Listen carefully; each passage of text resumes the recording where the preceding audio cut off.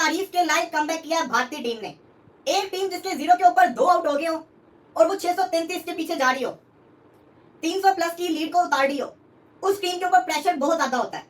और फिर आते साथ उसका ओपनर, उसका जो टीम का एक बैकबोन माना जाता है ना, वन डाउन का प्लेयर, वो आते साथ ही आउट हो जाए, और वो भी उस बॉलर के हाथों जो पूरी सीरीज के अंदर सबसे निकम्मा बॉलर है। इंडिया ये टेस्ट मैच ड्रॉ करने में भी कामयाब होता है तो इंडिया की बहुत बड़ी विक्ट्री होगी। This team need this kind of performance, they need to have that self belief. हार होती है, जीत होती है। आप 2-2 सीरीज जीतो, 2-2 सीरीज बराबर करो, 3-2 सीरीज हारो, लेकिन जिस मोमेंट में आप में हो, you need to realise that you played England head to head for good 15 days of first 3 test matches. पहला टेस्ट मैच आप स्किल से ज्यादा पे ब्लंडर पे हारे के 8 कैचेस आपने ड्रॉप किए। आप तीसरा टेस्ट मैच लॉर्ड्स में तब हारे जो रन्स इंग्लैंड ने अपने बल्ले से नहीं बनाए थे, यानी इंग्लैंड ने 160 लगभग अपने बल्ले से बनाए थे, 30 रन तो आपने एक्स्ट्रास के दिए थे, वो भी 22 के। ऐसे तो एक्स्ट्रास कुल मिला के 35 थे। चलो इस टेस्ट मैच में आए, सेल्फ बिलीफ खोता हुआ नजर आया क्योंकि बॉलर्स ने बहुत डिसअपॉइंट किया, और इसमें कोई भी टीम होती है वो क्रम्बल करेगी। 150 ओवर आप फील्ड में बाहर रहे हो, लड़के आ रहे हैं, थके हुए जिस्म के साथ हैं, वो क्रम्बल करेंगे, और वो क्रम्बल हुए। लेकिन क्रम्बल होने की एक्सपेक्टेशन सिर्फ यहाँ यशस्वी जायसवाल और साई सुदर्शन से नहीं थी, ये भी थी कि शुभमन गिल भी क्रम्बल करेगा, केएल राहुल भी क्रम्बल करेगा, लेकिन जिस किस्म की इन दोनों ने रेजिस्टेंस दिखाई है। लेकिन भाई वहां पर केएल राहुल को आपको बोलना पड़ेगा क्लासिकल राहुल और शुभमन गिल जो पहले 2 टेस्ट मैचेस में शानदार खेले थे, तीसरे टेस्ट में उनका बल्ला खामोश रहा, चौथे टेस्ट मैच की पहली इनिंग में भी उतना खास नहीं कर पाए, और अब ये आगे का सवाल उठ रहा था कि क्या कप्तान यहाँ पे बचाएगा, लेकिन भाई उसने फ्रंट से लीड किया। कप्तान ने 78 रन, केएल राहुल 87 रन, आपके सॉरी 87 रन केएल राहुल और शुभमन गिल 78 रन। और क्रेडिट देना चाहिए इंडियन बैट्समैनशिप को कि यार हर जगह से कभी जडेजा रन कर देता है, कभी सुंदर रन कर देता है, कभी ऋषभ पंत अनफिट होने के बाद क्रीज पे आके 50 कर देता है, और 0 पे 2 आउट होने के बाद आप देखो 173 174 है। 174 कितनी बड़ी पार्टनरशिप करी अभी। लेकिन ये पार्ट अगर उस बॉलर के हाथों आउट हो जाए तो ये जो प्रेशर होता है ना, बहुत ज्यादा इंक्रीज हो जाता है। उसके बाद फिर 174 रन की पार्टनरशिप लगाना, इसका मतलब यह है कि आपने सामने वाली टीम को मजबूर कर दिया है कि वो टेंशन ले। इंडिया ने अगर इस मैच को ड्रॉ कर लिया तो इंडिया के लिए जीत के इक्वल ही होगा, क्योंकि ये मैच इनके हाथ से निकल गया हुआ था। कहा जा रहा है कि कल बारिश भी है, अच्छी खासी बारिश है, लेकिन जिसकी तारीफ बनती है वो है केएल राहुल और शुभमन गिल। ये मैच इंडिया के हाथ से आज ही निकल जाना था। जब 0 के ऊपर 2 आउट हुए थे, मानो ऐसा लग रहा था कि ये इंडिया की टीम सो भी ना कर पाए।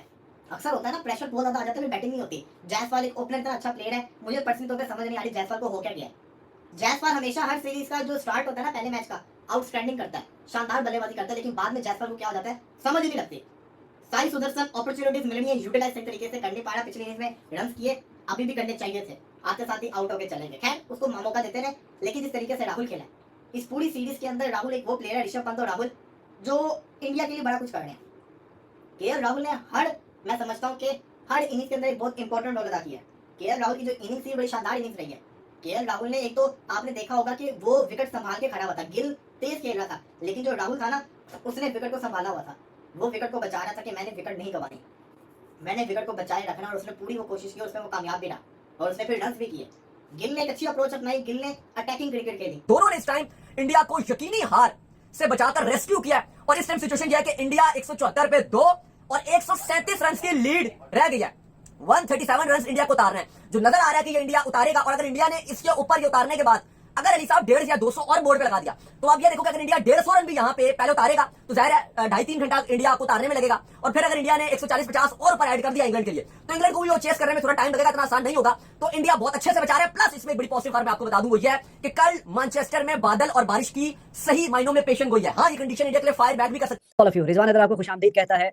तो दोस्तों इंडिया की तरफ से फाइट बैक हुई है इस मैच में, और 2 सेशन मुकम्मल बैटिंग की है और विकेट कोई नहीं खोया, जो कि बहुत शानदार बात है इंडिया के पर्सपेक्टिव से। और कल आपसे एक बात कही थी कि अगर इंडिया ने ये मैच बचाना है यानी ड्रॉ करना है तो they need to bat 4.5 session.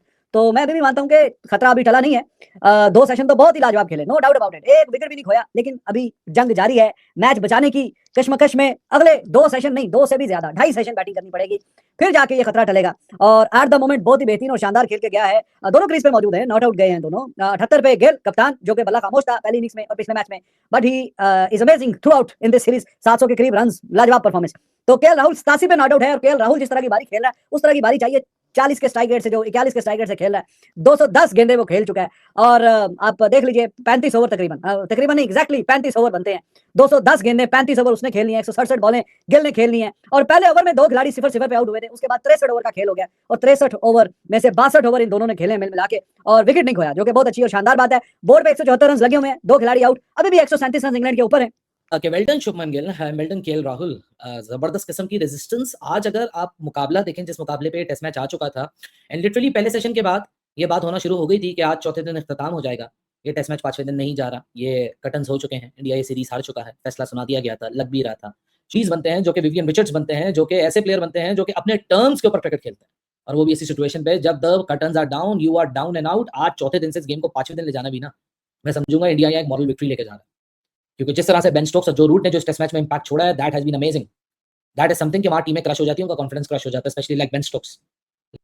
Shubman Gill has a point to prove and he has an opportunity to prove. ये वो स्टेज है कि अगर आप यहाँ से टेस्ट मैच बचा के ले गए, it will be one of the magical safe comebacks that India has done in their history, specially SENA conditions में, क्योंकि 80% you were out of this game, now you are suddenly back with the purpose कि अगर आप ऐसे 2 session मजीद खेल गए फिर तो आप गेम ये बहुत दूर ले जाओगे। कर दिया शुभमन गिल और केएल राहुल ने, क्योंकि जिस तरह की शुरुआत हुई थी मुझे लग रहा था कहीं मैच आज खत्म ही ना हो जाए, लेकिन ये दोनों डट गए।